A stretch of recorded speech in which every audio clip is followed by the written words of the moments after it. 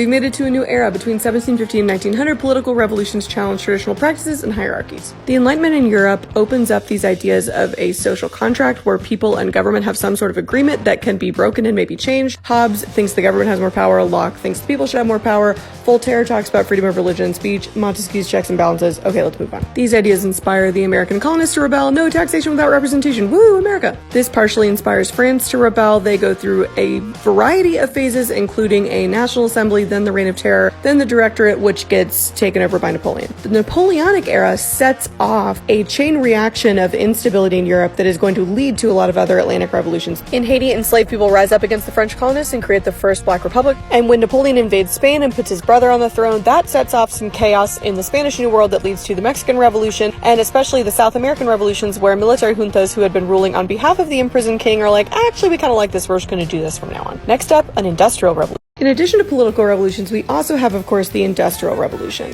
Why does industrialization start in England? Why doesn't it? There's a lot of reasons. A lot of the reasons are just environmental, but they do also have the advantage of having a constitutional government. This means that if you want to invest your own money and take a lot of risk, you feel confident that if you make a lot of money in return, that private property will be protected under the Constitution. That's not the case in an absolute monarchy like Spain, for example. And I mean, like, all of their colonies and all the money they made in the slave trade definitely didn't hurt. So industrialization spreads. Notice it often spreads to newer, younger states, the US, Germany, even Japan during the Meiji Restoration. And besides Japan, a lot of states that are culturally very similar to England, white, Anglo-Saxon, Protestant. A lot of important innovations come out of this. Really, the one that you should probably know, if nothing else, is the steam engine, but you can also pause this and look at the other ones. And while these states don't immediately conquer Asia, it does lead to a sharp decline in that artisan production we've been talking about. But still, watch your back, Asia. Next up, what are states doing to promote industrialization? Now we need to talk about how governments are using industrialization to gain and maintain power. The early adopters of industrialization are going to very quickly promote innovations that are going to help them consolidate control over their own state and their own land, and also eventually over their empires through steamships, the telegraph, eventually railroads. These states are also going to be really eager to promote free market policies around the world. This is partly just out of the Enlightenment and this idea of freedom and independence and individualism. But cynically, it's also really beneficial to these early industrial states because they now have the edge on the rest of the global economy. Mercantilism mostly goes away in these places in favor of transnational corporations, limited liability companies, the stock market. Industrialization also just lessens countries' dependence on coerced labor, so we see the emancipation of enslaved people or serfs all around the world as they industrialize. Next up, how did non-Western states react to this growing industrialization?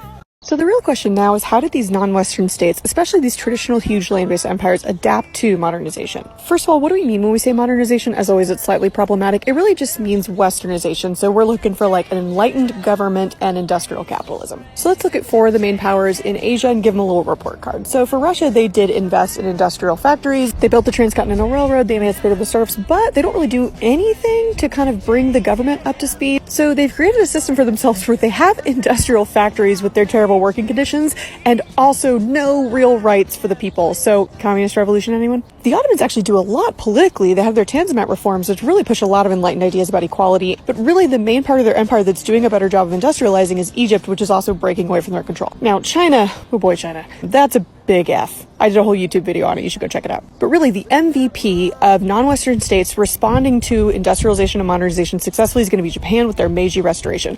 More detail in a later video. Hey, AP World and AP Euro and APUSH, we're now all in this together because we're talking about the Age of Imperialism. So first, we need to understand what really motivated imperialism, and the quickest answer is it's economics. You needed raw materials to fuel your factories, whether that's westward expansion in the United States to get coal and gold and other things out west, or whether that's going into the interior of Africa or Asia. But unfortunately, the way that imperial powers justified those conquests was through this false belief about ethnic and or cultural superiority. Now that we've firmly created this social construct of different races, we now establish in, quote, scientific textbooks that there's some biological difference between those races, and that's what's known as scientific racism. This then gets inadvertently backed up by Charles Darwin's publication of The Origin of the Species. Now, Darwin himself was actually an abolitionist, but people apply this survival of the fittest to these different races and come to believe that the white race is just stronger than the others and deserves to survive and rule. And even if you're not sure you believed all that, the Christian civilizing mission is motivation enough. Next, what are the AP World, we're back. Okay, so talking about imperialism, basically as industrializing states establish more direct control over colonies,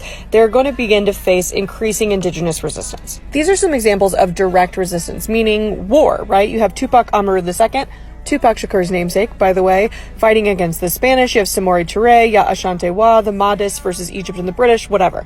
Pause the screen and look at some of these illustrative examples. You also have indigenous states that either come to exist during this time or they have existed and are now very formally pushing against outside interference. As white settlers in the southeastern United States encroach on Cherokee lands, they sue the United States, and it goes all the way up to the Supreme Court, who sides with the Cherokee. Obviously, Andrew Jackson doesn't see it that way. The Balkans break away from the Ottoman Empire and attempt to set up their own nations, although Austria-Hungary is already kind of eyeing that land. Some indigenous groups use cultural or spiritual movements to resist, although these are, less successful. Okay, so most of these fail because they were not industrialized. AP World. All right, to finish out this era before we get to the 20th century, we need to talk about how imperialism creates a truly global economy that mostly benefits industrializing states. So really, even though the justifications for imperialism are way more societal and cultural, the real motivations for imperialism are going to be economic. You're looking for raw materials to fuel your factories, and then you're looking for more markets that you can turn around and sell that stuff to. We see the practice of states, or sometimes private corporations, controlling important infrastructure or land or resources in other parts of the world, like the Suez Canal. We also see migrants from the colonized states often migrating to other parts of the empire for economic opportunities. Now, to be clear, these are not